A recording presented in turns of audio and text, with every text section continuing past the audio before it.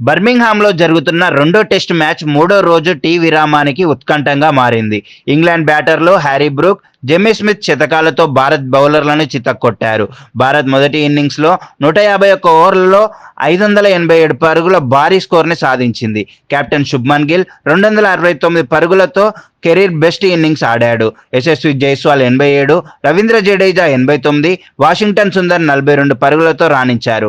ఈ స్కోరుతో భారత్ మ్యాచ్పై ఆధిపత్యం సాధించింది. ఇంగ్లాండ్ బ్యాటింగ్ ఆరంభంలోనే కుప్పకూలింది. ఓపెనర్లు డకెట్, పోప్ డకౌట్లతో క్రాలీ 19, రూట్ 22, స్టోక్ డక్కుతో త్వరగా అవుట్ అయ్యారు. 84కు 5తో కష్టాల్లో ఉన్న ఇంగ్లాండ్ను హ్యారీ బ్రూక్, జెమ్మీ స్మిత్ ఆదుకున్నారు. వీరిద్దరు ఆరో వికెట్కు 271 పరుగుల భాగస్వామ్యంతో భారత్ బౌలర్లపై ఎదురుదాడి చేశారు.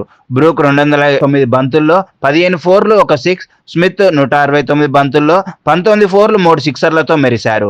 భారత్ బౌలర్లలో సిరాజ్ 3 వికెట్లు, ఆకాశ్దీప్ 2 వికెట్లు తీశారు. కానీ స్పిన్నర్లు జడేజా, వాషింగ్టన్, ప్రసిద్ధ్ కృష్ణ నిరాశపరిచారు. ఇంగ్లాండ్ 75 ఓవర్లలో 355, 5తో 232 పరుగుల వెనుకంజలో ఉంది. బ్రూక్ స్మిత్ జోడీ ఇంగ్లాండ్ను ఆధిపత్యంలోకి తెచ్చింది. ఈ భాగస్వామ్యాన్ని త్వరగా విడదీయకపోతే మ్యాచ్ భారత్ చేతిలో నుంచి జారిపోయే ప్రమాదం ఉంది. రేపటి ఆట ఎలా సాగుతుందో చూడాలి.